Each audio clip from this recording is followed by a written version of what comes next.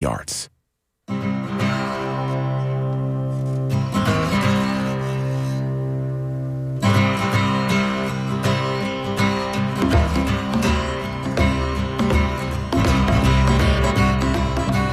Welcome to Tuesday Cafe. I'm Sean Canan, and we are broadcasting live on February 4th from the studios of WMNF in Tampa.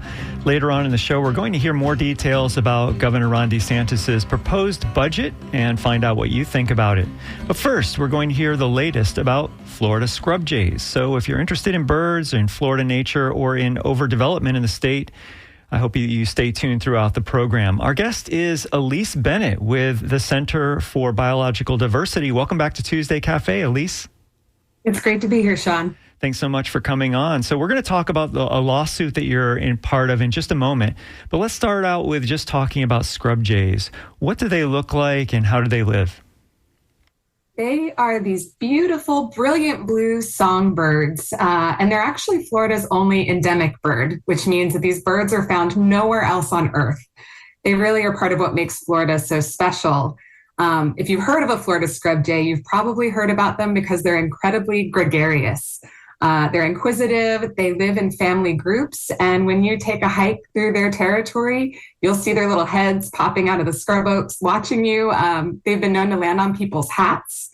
And because of that gregarious nature, people come from far and wide to see our scrub jays. And I read a little bit on Audubon.org. So some of the things that they say there is that they breed in cooperative flocks, and each nestling territory is occupied by an adult pair and often by 1 to 6 helpers. And the pairs often the offspring from the previous years. And these additional birds help in defending the territory and feeding the young.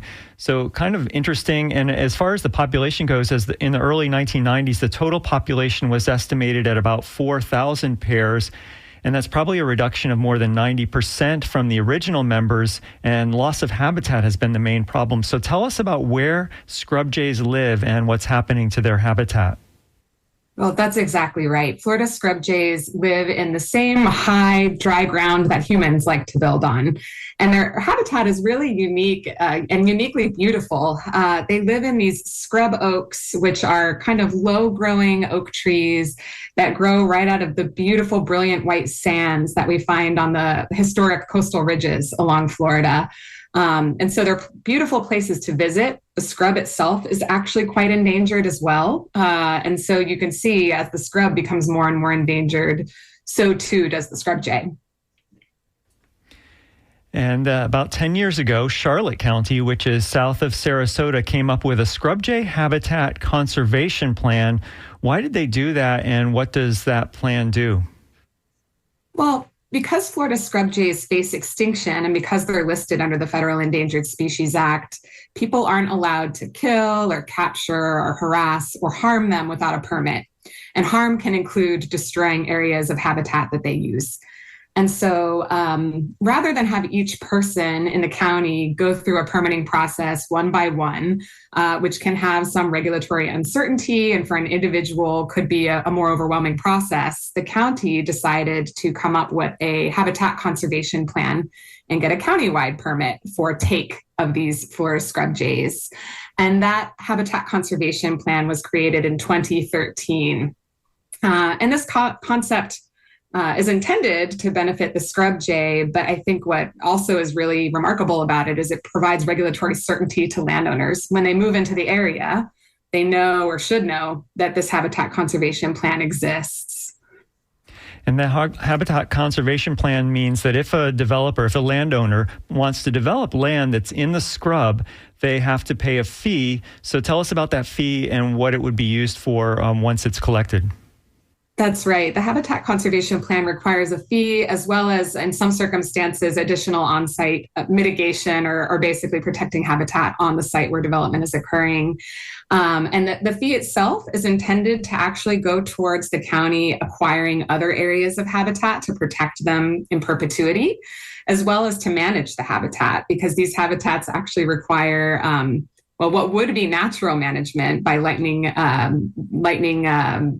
caused fires. They can actually be maintained by prescribed fires. So people will go out and actually burn these sites to keep them healthy. So the fees and the other rules that were part of Charlotte County's habitat conservation plan for the scrub jays, well, that ruffled the feathers of a group called the Pacific Legal Foundation. What do we know about them? Well, we know that they consider themselves to be a private property rights group. And so that's the gist of the kinds of cases that PLF brings. And in this particular scenario, it's a similar kind of case we might expect. It's a landowner that moved into the county, bought a piece of property that was subject to this conservation plan, and now objects to these fees. And so they filed a lawsuit last year in response to the Charlotte plan, and they want to remove Endangered Species Act protections from the scrub jay and do away with this habitat conservation plan? That's right. Among other things, this case alleges that the county's program is unconstitutional. And they're arguing that protecting a species that's found in only one state goes beyond Congress's authority under the Constitution. And that's a really concerning argument, but it's also an argument that has been shot down in courts time and time again. And so the reason that we moved to intervene in this case is to make that very point. So you can imagine that if this does succeed, that essentially it would put the Endangered Species Act really under the microscope if this one case succeeds.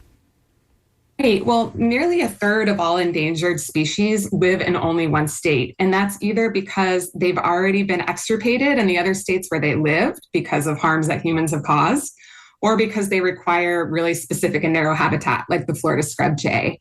And the Endangered Species Act is designed, and Congress intended it to protect all of America's species and all of the biodiversity we rely on for our own health and well-being as well. As I mentioned, the landowner's argument has lost in courts across the country, and if it were to succeed here, it would strip protections not only from the scrub jay, but also other iconic endemic species like the Florida panther, the key deer, or the Florida bonneted bat, which may be other species people are familiar with here. So what was it in those court cases? What did those courts say that the arguments, that they agreed with the arguments of environmental groups, let's say, that were defending the Endangered Species Act from this claim that Congress can't make laws that protect species that only live in one state? Right. The overarching gist of it is simply that the protection of endangered species does have a substantial effect on our interstate commerce. This argument is raised under the Commerce Clause. And so for that reason, because of the significant national interest, the law could stand. So that brings us to your action last week. You're part of a coalition of groups intervening in the lawsuit. So what are the groups and what are your arguments? So we have joined the Florida Wildlife Federation and others, and we are represented by Earth Justice. And we've moved to intervene in this case and we've intervened on the side of the government to help uphold these laws that protect scrub jays and that protect so many other species. So what would be the next step? Would it go to trial? Do you know what would happen next? Well, we've asked for the court's permission to intervene in the case, and so now it's up to the court to rule on our proposed intervener's request. After that happens, the case will move forward like any other. At this phase, we have a complaint and an answer, and the facts will be developed, and ultimately, the court will make a decision of law based on this complaint that was filed. Well, we'll continue to follow that lawsuit, of course. And the next question I have doesn't deal directly with the lawsuit, but since we're on the subject of scrub jays, I want to bring up the Florida state bird. It's the mockingbird in Florida, but every year there's talk of replacing the mockingbird or adding some other categories of state bird. And every year the scrub jay comes up. Do you have any thoughts on this whole debate? I think it would be a wonderful thing to have the Florida scrub jay named as our state bird. Because it's our only endemic bird, it truly is an icon of our state. It's something that no other state has. Several other states actually have the mockingbird as their state bird. And so I've been supportive of this for years. And in fact, there's a group of students who have been working for over a decade now under one teacher who have been trying to get a bill passed to do this. And I see that this year around, there's a new proposal to have the flamingo listed as the state bird and the Florida scrub jay as the state songbird, which seems like maybe perhaps a win-win for flamingo and scrub jay lovers across the state. So we can change gears just a tiny bit right now. The Department of Interior announced in December that it will nominate the Okefenokee National Wildlife Refuge to join UNESCO World Heritage List. And the Center for Biological Diversity is among several groups that have pushed for this recognition. So tell us about the Okefenokee Swamp and why you think that UNESCO recognition would help it. The Okefenokee Swamp is like no other place on Earth. It is just bursting with life. I try to visit it at least once a year. And it's got creatures from the gargantuan dinosaur-like alligator snapping turtle to the beautiful barred owls whose calls echo off the cypress. So many species of frogs. They believe more than 1,000 species of moths. It's incredibly biodiverse. And it's also the largest blackwater wetland ecosystem in North America. And unlike other World Heritage sites like the Everglades, which have been significantly disturbed by human activities and drained in parts, the Okefenokee is largely intact, which is pretty unique in this day and age. And so the refuge itself, as well as nonprofit supporters and individuals from the communities, have supported this World Heritage designation, which is a UNESCO designation that recognizes sites that have outstanding universal value. That's the term they use. And I think it's particularly applicable to the Okefenokee Swamp. And so the swamp has waited for decades now to be nominated, and recently finally had the nomination submitted to UNESCO for consideration, which is an incredibly exciting and landmark moment for the refuge. And you mentioned that Okefenokee is a blackwater ecosystem. What does that mean, and compare that with other ecosystems we know about? So blackwater wetlands have water that almost looks like tea or soda. It's kind of brown. If you stick your hand in the water, it makes you look almost bronze under the water. And that's because of tannins that come out of the cypress that grow out of the swamp. There's actually other waters that are tannic like that in Florida, so folks might be familiar with what blackwater swamps waters look like. But what's also really unique about Okefenokee is that it is underlain by this incredibly thick layer of peat, which is decayed vegetation that has just layered itself over the years. And the name Okefenokee is actually believed to come from a Native American word that means land of the trembling earth. And it's given that name because these areas of peat will actually shake loose from the bottom and burst up through the water. An incredible experience, I bet, and one that I have yet to see for myself. But that is what, in part, makes the Okefenokee unique as a wetland. What are some other things that the Center for Biological Diversity is working on that our audience should know about? Well, another really interesting update about the Okefenokee is that the refuge is also currently looking to expand its acquisition boundary. So World Heritage designation itself doesn't confer any protections or legal restrictions. It's more an honor, an international honor for a site. But the refuge is starting to recognize that there are lands beyond the Okefenokee National Wildlife Refuge that are critical to its integrity. And that's this area called Trail Ridge along the eastern side of the swamp, which basically acts as the rim of a bowl. And there's concerns that there have been proposed mining over the years that would basically punch holes into that wall. And this is sort of a broad way to explain it, but could potentially drain parts of the swamp. And so the refuge is also moving to expand its acquisition boundary, which means it would give the refuge the opportunity to purchase land from willing sellers and help to further bolster protections around the refuge. And that's another really well-considered plan that we've been supporting because we know if we can protect Okefenokee, we can protect dozens of imperiled and endangered species that are so important to us. Well, I want to thank you so much for coming on Tuesday Cafe today, Elise.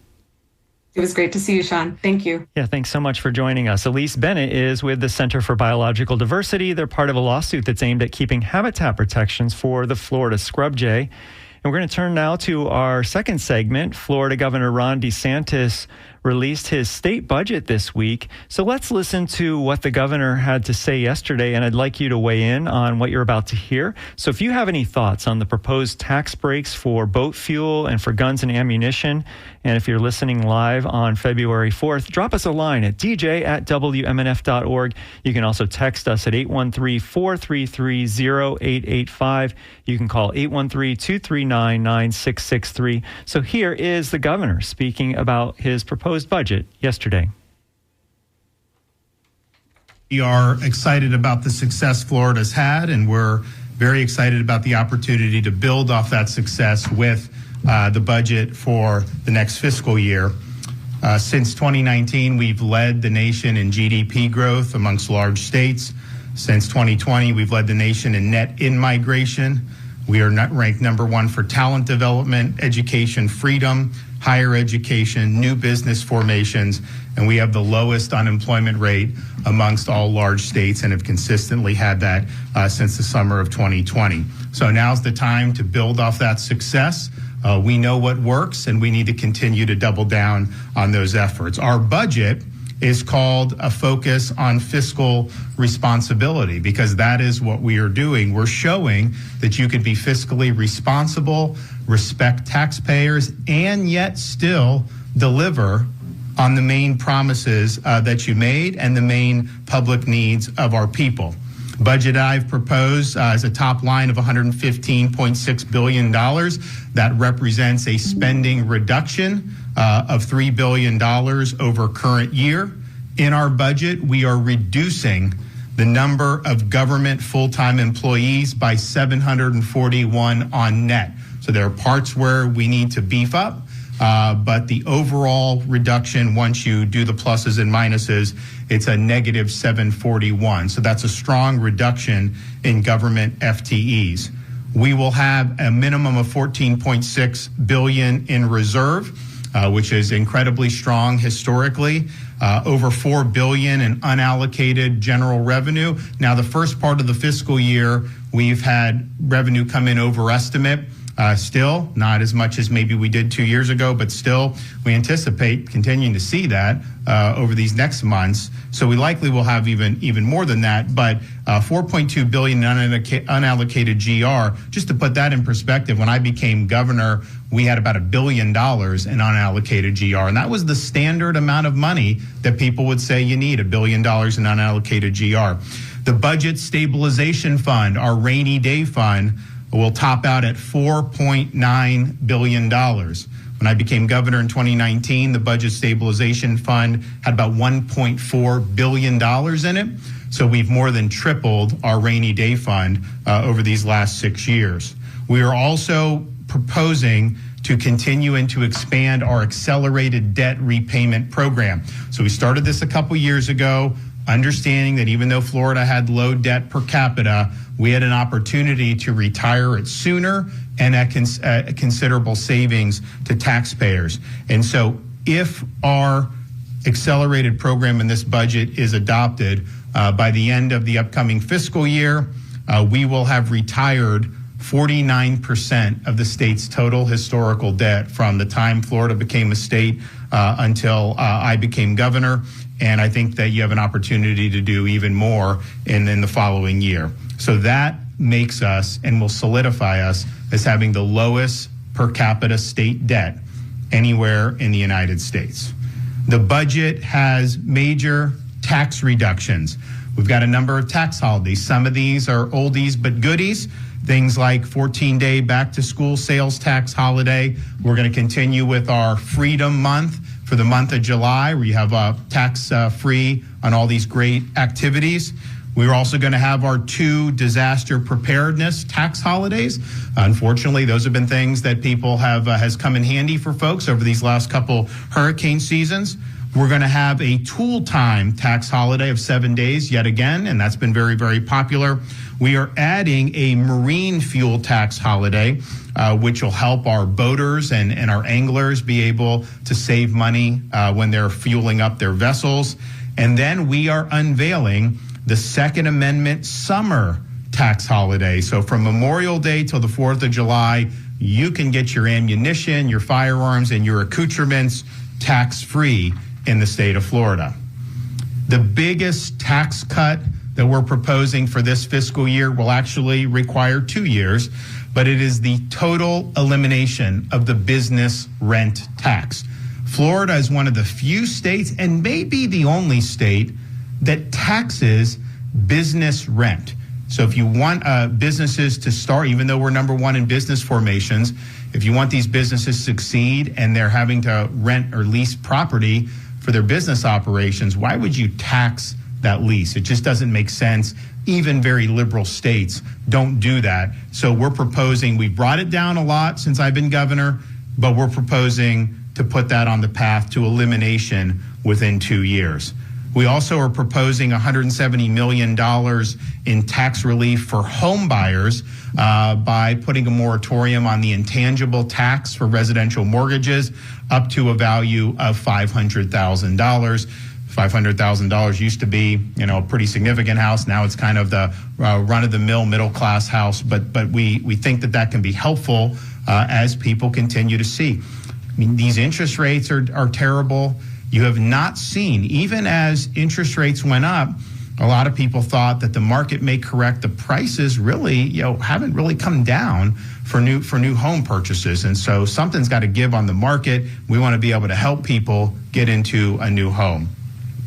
Law enforcement and state fire, we're proposing massive pay increases for all state LEs and for our state firefighters. 20% increase for all entry-level state sworn law enforcement and veteran sworn LEOs, 25% increase. We are also proposing a 25% increase for all state fire, and we appreciate their service. And of course, we're putting in the budget something that's been wildly successful, another $23 million for the recruitment bonus program. You've had sheriffs have used this, police chiefs have used it, we've used it with Highway Patrol and FDLE and some of these to bring in, not just bring in from other states, but new recruits who are young, who haven't been in law enforcement before, get them into this, and you get that $5,000 bonus, and people have really, really appreciated it.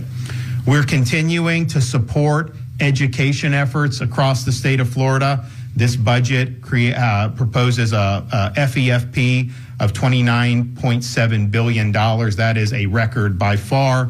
The $9,205 per pupil is also a record, and that represents an increase of $222 over current fiscal year. Budget also contemplates $95 increase in the base student allocation.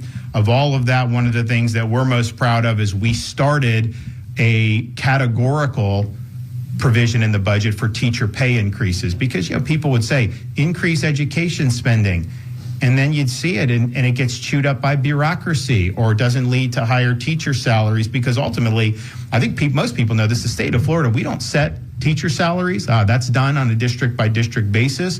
Sometimes those are negotiations between districts and the school unions, and the school unions, quite frankly, have other interests. They're not necessarily just looking to help teachers.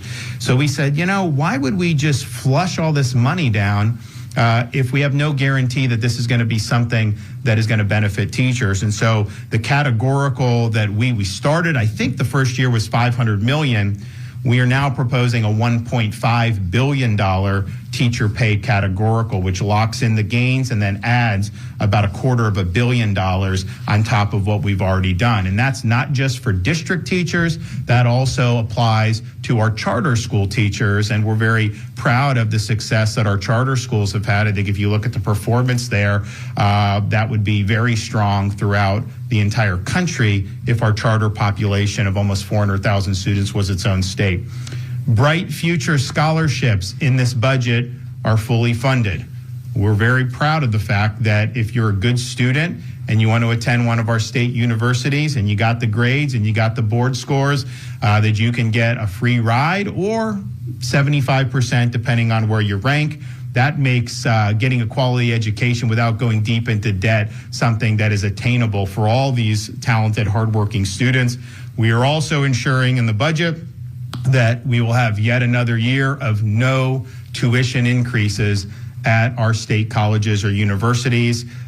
We have the best value for Florida residents of any state in the country by a country mile. I think the average tuition is about $6,300. Most private K through 12 schools charge more than that. Some of them charge way more than that. And so I don't think you can get a better education with that price anywhere in the country. And there's a lot of places where their in-state tuition is $15,000, $20,000 for some of these state universities. So we're really proud of holding the line on tuition. We want it to be affordable for people. And as somebody who, I had to work all these jobs when I was kind of going through and playing sports and doing that, which is fine. But I also had to take out loans. Isn't it great where you can go? If you're a good student, you can get it paid for, really high quality. But even if you don't reach that level, working just part-time jobs to pay this tuition is attainable for anybody. So we're proud of that, and we're going to keep that going. We're also proud of the historic success we've had on conservation efforts and protecting Florida's natural resources and Everglades restoration. This budget calls for $1.5 billion for Everglades restoration and water quality projects, over 800 million of that just for Everglades restoration. The amount of progress that we've made on that is truly historic. Water is flowing south like we haven't seen in many, many decades. Salinity levels in places like Florida Bay are much better than they were 5 or 6 years ago. Things like raising the Tamiami Trail, and we're going to do part 2 of that, has let massive amounts of water. The reservoirs that we've built, and we have the one on the west side of Lake Okeechobee is going to come online this year. Huge thing. Remember, before I became governor, 2016, massive discharges to the St. Lucie estuary. Stewart was under slime. 2018, the year before I came in, you had massive discharges, massive problems with the algae blooms on the west coast of Florida. You've really seen that moderate huge. Now, the Trump administration, when they were in the first time, they really kicked the Army Corps in the rear, said, hey, you guys got to manage this lake better. That was a huge help. But I think because we've increased capacity for the water to flow south, for the water to be cleaned, we've obviated the need for them to do major. Now, we're not fully where we need to be because the Army Corps has work to do on the reservoir on the east side of Lake Okeechobee. We did our part. We got it up. They still have problems. And then the Everglades agricultural area reservoir that they are way behind schedule on. One of the things we're going to be asking the president is, look, the Army Corps, I mean, there's snail's pace and then there's Army Corps pace. The slowest, most cumbersome bureaucracy I've ever seen. So we don't have time to waste on this. And even just things like permitting, it takes them forever. So even the projects that are ours, we can't permit as quickly, even close as we need to. So we are going to be asking for both the permitting authority, but then also just block grant us the money for the Everglades agricultural area reservoir. We'll take the money, we'll build it, and I guarantee you we will build it much know and have it completed much sooner than anything the Army Corps would do. Nevertheless, even without the federal government doing, and I know the president is of the mind that he wants to do that, but it's been historic, and we're going to keep putting the foot on the gas on this and keep going forward. We've also had historic success in transportation and infrastructure. This budget calls for a $13.8 billion FDOT work program. That also doesn't necessarily include the Moving Florida Forward funds that we did. I mean, we had all this revenue that we had sitting there from the surpluses. The reserves were even more than they are now. I think the reserves got up to 20 billion. Yes, we reduced taxes. Yes, we did Everglades education. We were doing things, but we knew that we needed to accelerate these projects. So you have projects that are breaking ground now that weren't scheduled to even start till next decade. Things are going to be done 5 years, 10 years, 15 years ahead of schedule, depending on the project. And that's just the reality. The state's growing. We are not recruiting people to move to Florida.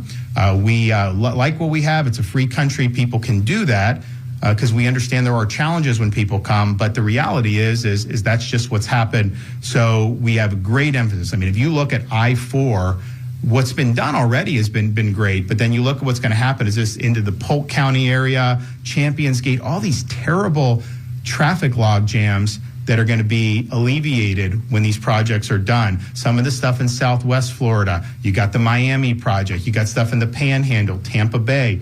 All these things are going to be done so much earlier than what they were originally scheduled to be. So we're going to keep our eye on the ball on that.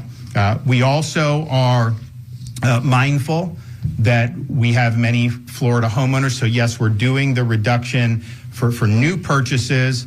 We also are doing the Hometown Heroes program to help people with those down payments. But for people that have homes, particularly in these hurricane-stricken areas, you have people that are on waiting lists for My Safe Florida Home program. We restarted that program a few years back, and I think it's been very successful. People have been able to get grants. They've been able to improve their homes, harden them.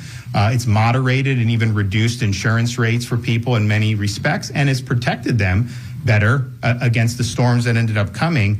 We recently proposed in the special session for the legislature to fund the folks that are on the wait list. That did not happen. We still think that needs to be done. We've got folks that went through the program that the legislature did. They got the inspection or waiting inspection. They qualified. Now they need the grant, but the program ran out of money. So we are funding the wait list as well as having $100 million recurring going forward. And I think the program's proven to be successful, and I know that's very popular. Could we keep up with total demand for it? Maybe not, because it's probably unlimited demand, but certainly those folks that are on the wait list now, we want to make sure that we get that done so that they can make the improvements that they need. So all in all, this is a really good place for the state of Florida to be in. You look at some of these other states, you have some of these states that have massive deficits. We have some of these states that have all these unfunded liabilities. We've been able to do it right. We've had good partners in the legislature over these many years. I'm really thankful for the last 2 years. You had both Speaker Renner and Senate President Passidomo. They really embraced our debt repayment. That's been huge. Of course, I think you've always had support in the legislature for tax reductions. You've had big support for our environmental initiatives, which wasn't necessarily the case before I became governor. So we've got a lot of momentum. We need to keep the momentum going, and I'm confident that this focus on fiscal responsibility budget will do just that. Okay, we got any questions? Well, we will get to some of those questions in just a moment, but I want to remind you that we're listening to Florida Governor Ron DeSantis announcing his state budget yesterday. This is Tuesday Cafe. I'm Sean Canan. We're broadcasting from the studios of WMNF in Tampa. And I want to know if you have any thoughts on what you just heard on the proposed tax breaks, for example, on boat fuel and for guns and ammunition. So drop us a line at dj@wmnf.org. You can text 813-433-0885. Please sign your name and where you're from if you are emailing us or texting. You can also give us a call at 813-239-9663. If you call right now, you will be second in line. So give us a call if you'd like, if you're listening live on 4th of February, 2025.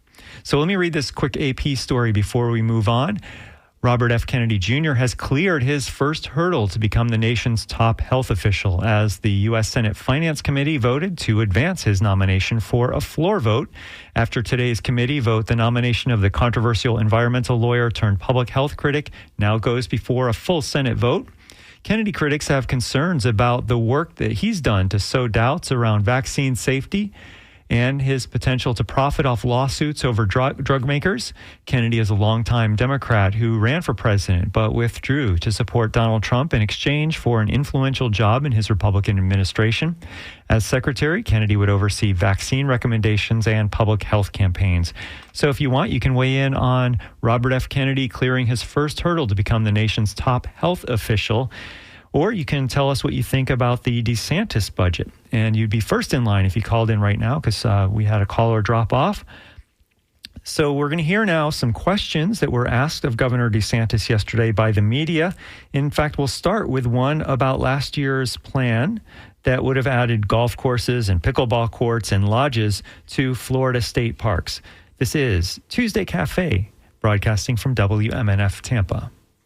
Governor, the state parks proposal, $69 million for infrastructure enforcement. Does that have anything to do with the proposal from last year with pickleball courts and golf courses? So there was never, last year you had a bureaucrat wrote a memo and leaked it and tried to create a narrative. There was never anything that was proposed at all. And we're not proposing anything. I mean, there be people that have asked for this stuff to be in there, but we're not proposing any of that. We're going to maintain what we have and do whatever necessary it is to alleviate any damage or any depreciation. But that's the extent of it. When paying down the state debt, what exactly is the benefit to Floridians for paying it down now?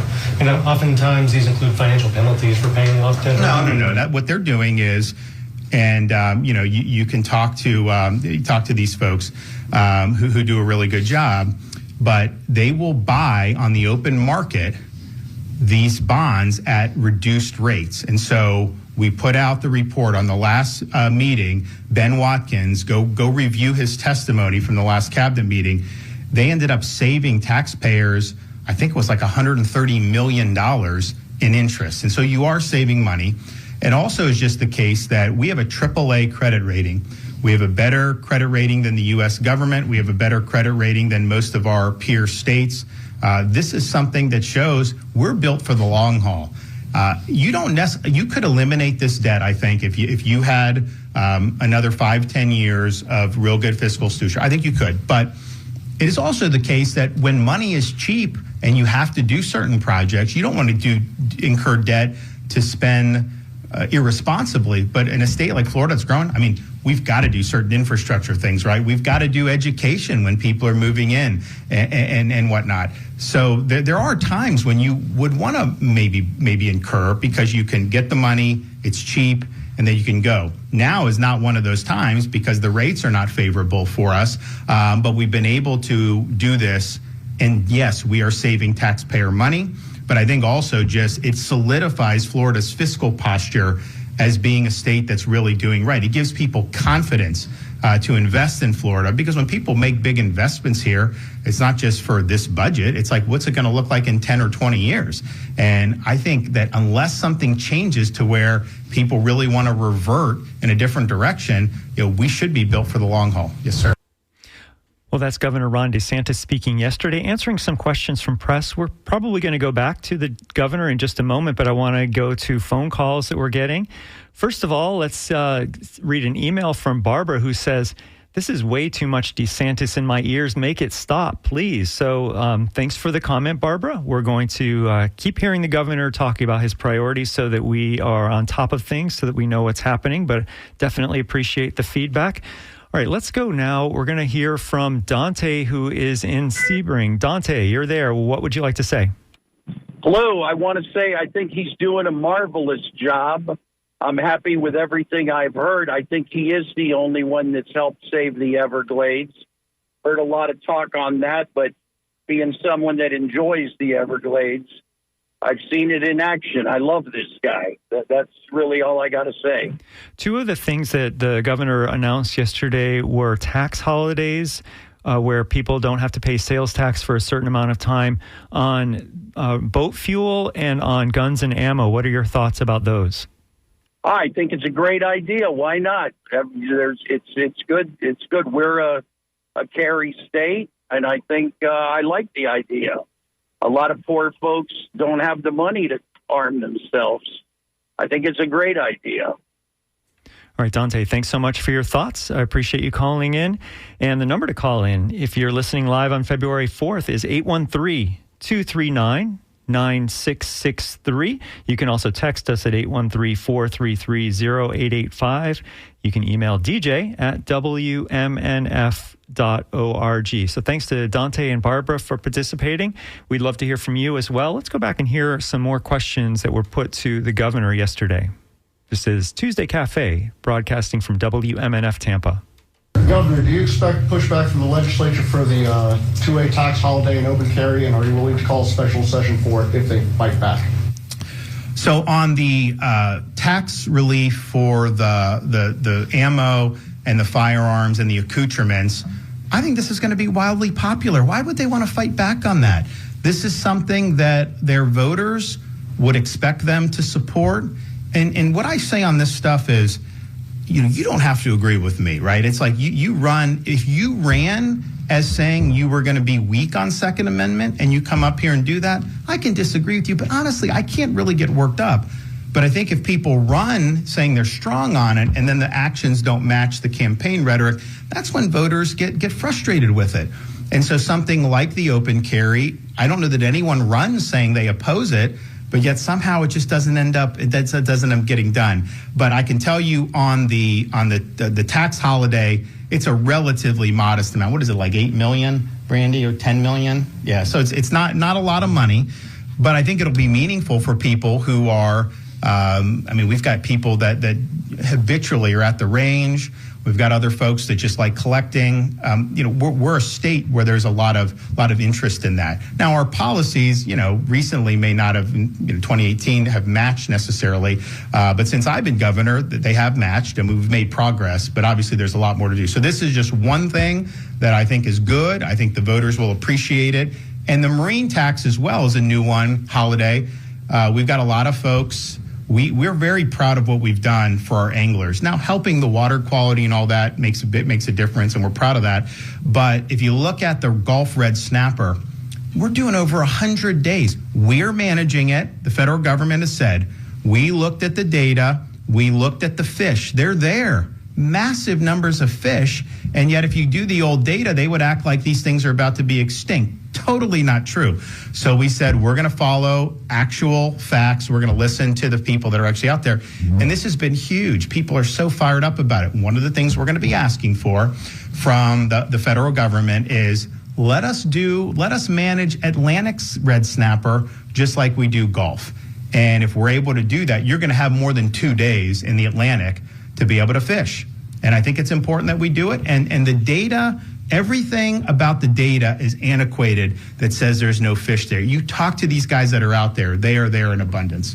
Governor, you've got Congresswoman Luna, I think, on social media suggesting that there is a deal in place between the legislature and the executive on the immigration bill. Have you made any headway with the legislative leaders on what you'd like to see with the immigration bill? We've had great discussions. I think we're going to land the plane. So I don't necessarily have an announcement now, but I'm pretty sure we're going to get there. And I always thought we would. I mean, look, sometimes things happen. It does. But, I've been doing this now with a lot of these guys for the last 6 years. If you look at Florida, other states have come here to try to learn what we're doing. And some of the stuff may be executive, but a lot of it is to follow what legislation these legislators have passed. So they've passed bold initiatives across a wide variety of subject matter and really help lead the nation. It's part of the reason why we've gone from a deficit of 300,000 registered Republicans to now close to 1.2 million, because people do respond to that leadership. And while I am the most well-known of all the folks up here, the reality is that the legislature has had a huge role to play in that. And I just think it wouldn't be within their character of their more recent actions to not aggressively address illegal immigration, given the historic moment. And I know that the voters, I give credit to a lot of the members, they're listening to the voters. Voters have been very, very firm on what they expect. And so when you're elected, you listen to the people that sent you there and you make sure that you're following through with that. So I do think that you're going to see that plane land. It's all about the policy. Let's not worry about any of this other stuff. There's always dissonance. There's always people want to throw some sand in the gears for all these other reasons. But what's the policy?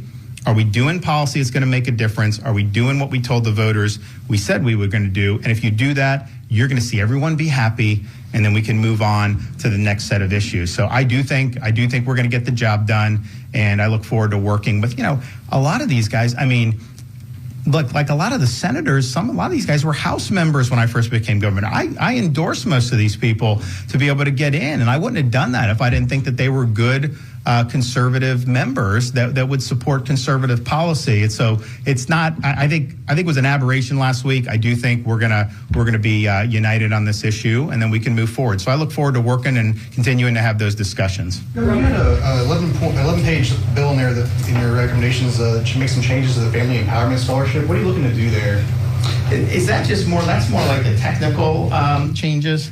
Yeah, I mean, I don't know that it's anything dramatic. I think that there are just some, look, this is a program, at scale no other state has done. And so I think that there's little things, but I don't think it's anything that's really substantively going to change the intent of the program. You have a bill related to the Department of State that has to do with arts funding, which was a bit of a, you got some pushback a little bit on that last year. But every time I roll out of bed, Gary, I get pushed back. That's the nature of the job, man. But it would appear that you want to give the Secretary of State a little bit more leeway and control over evaluating the proposals. And then you also had some language about making things, funding only go to age appropriate. Well, there's a couple things. So last year, I had just set the line. I said, we're not going to spend more than we did the year before. So I told the leaders of the legislature, I said, listen, this is where I'm at. Because sometimes they'll ask me, well, how much do you want to veto? I'm fine vetoing nothing. Like, it's not like, well, Bill, I vetoed. Like, I don't care about that. But I wanted the top line to be where it was. So we got to the point where we're jockeying for that, trying to get that top line down. And what really harmed some of the cultural stuff was the amount of wokeness that had been underwritten by some of those. And the question is the way I view it is if, like, I'm walking down the street and a police officer comes up to me, or a small business owner, somebody, and says, Governor, why are we spending money on X? I've got to be able to say and give them an explanation. If you say, why are we spending money on gender theory, ideology, and so, I can't give an answer to that. So I thought it was too much into the DEI, into the woke stuff, and so we did that. And I know that not everyone was doing that. I get it, but it was a critical mass, and it had gotten out of hand. So what we want is, we don't want to underwrite things that our taxpayers are just going to reject. So there needs to be some standards there. And then what we also said on this is, we are going to provide a preference to folks who are supporting or doing things to celebrate America's 250th anniversary. We want to have events during this current calendar year, and then next year. I think you can get a lot of cultural aspects in this, a lot of art aspects into this, to celebrate the great heritage of our country. So yes, there's money in there. No, we're not going to fund the woke ideology. But we are understanding that some of this stuff can be beneficial. And so I hope we get better kilter. But I do think with this opportunity for the 250th, there's a lot of great opportunities for arts and history to really embrace that. And it's a chance to kind of come together as Floridians and as Americans. We're going to go back to the governor in just a moment. That was Ron DeSantis speaking yesterday about his proposed budget for the state of Florida for the upcoming fiscal year. This is Tuesday Cafe. I'm Sean Canan. We have a bunch of people to read their text messages from, so I want to make sure I get that in right now. So James in Pasco says, great, a tax break for people who have boats, rich people. And he was also asking more about the teacher pay proponent of DeSantis's budget, and an exemption for taxes on homeowners. So thank you, James, for that text from you out in Pasco County. We also have Wendy who writes in and says, excuse me, that last caller scared me. Having everybody have guns is not how I want to live. So thank you so much for that contribution, Wendy. And we want to read the email of Bob in Largo, who says, there's no condo crisis, there's no insurance crisis, no hurricane crisis, and no conclusion on FEMA on Pinellas beaches. Is he kidding? Meaning the governor. Please help Mr. DeSantis, says Bob in Largo, who wants, I guess, maybe more real solutions instead of all this focus on woke, perhaps. This is WMNF Tampa, 813-239-9663. If you'd like to call in your thoughts in the last few minutes that we have, you can get on the air if you're listening on the 4th of February. Also, Peter in Largo, nice Largo contingent listening today, says Florida has been under Republican rule for decades.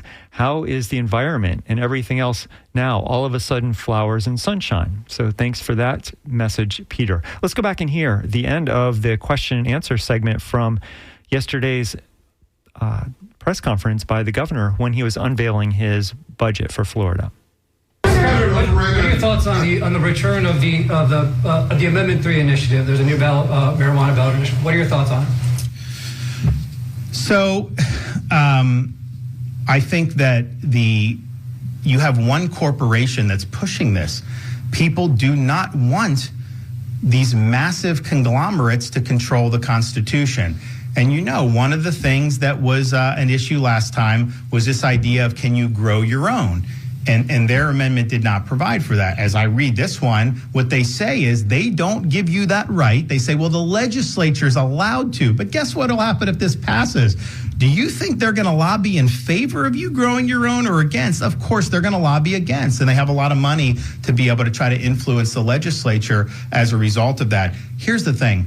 There's a lot of different perspectives on marijuana. It should not be in our Constitution. If you feel strongly about it, you have elections for the legislature, go back candidates that you believe will be able to deliver what your vision is on that. But when you put these things in the Constitution, and I think, the way they wrote, there's all kinds of things going on in here. I think it's going to have big time trouble getting through the Florida Supreme Court. And I honestly, as written, I don't think it will even be on the ballot. But the reality is the Constitution should really be for structure of government, limiting, empowering certain, I think, for example, limiting tax increases.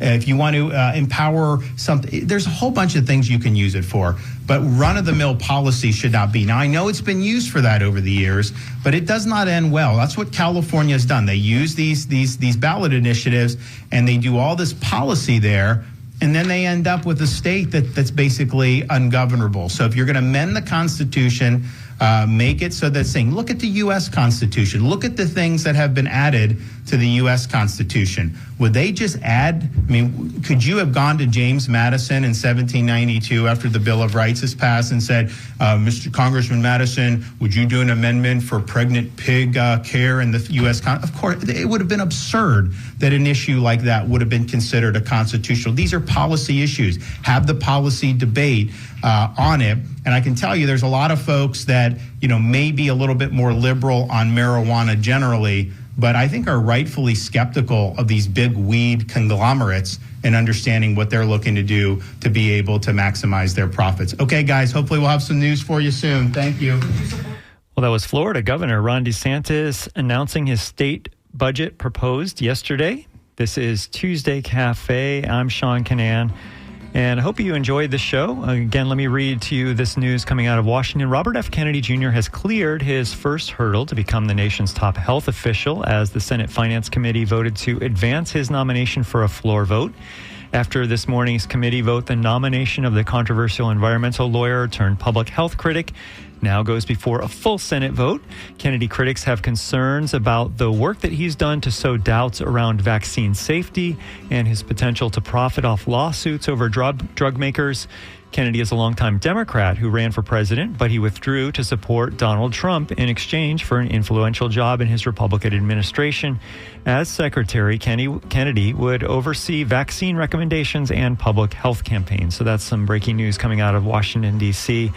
And if you missed any of today's Tuesday Cafe, or if you'd like to share it with your friends, you can find it on WMNF.org. If you want to hear any more about the DeSantis budget, you can read about it on WMNF.org. Or very shortly, I'll put the video up today of my interview about the Florida scrub jay with Elise Bennett from the Center for Biological Diversity. And I thank her for being our guest today on WMNF's Tuesday Cafe. Hey, next week, we've got a special Tuesday Cafe planned, and all of our Janelle Irwin fans will be happy to hear her back in this seat. She'll be hosting Tuesday Cafe next Tuesday at 10, so I hope you come back and listen. In this time slot tomorrow is Midpoint, hosted by Shelley Reback. And coming up next, after NPR News headlines, we will have a Black History Month special episode of Alternative Radio. It features Cornel West talking about the legacy of Paul Robeson. Then coming up at noon is Wide Awake America with Nadine Smith. In today's episode, we'll find out what happens when a devoted MAGA insider wakes up to the contradictions of the movement that he once championed. Her guest is Rich Lodges, founder of Leaving MAGA, for a powerful conversation about his journey from the heart of the Trump movement to leading an organization that helps others find their way out. Well, I want to thank you so much for listening today to Tuesday Cafe, coming to you live on February 4th, 2025 from the studios of WMNF Tampa. We hope that you've enjoyed the show in St. Petersburg, Clearwater, Sarasota, Lakeland, Newport Richey, Brooksville, Bradenton, wherever you are around the world. Thanks so much for listening and for supporting community radio. Hey, if you like shows like Tuesday Cafe, you can make a donation right now at WMNF.org that will help us get through our upcoming fund drive that starts on February 19th. Thanks so much for supporting community radio. This is WMNF Tampa.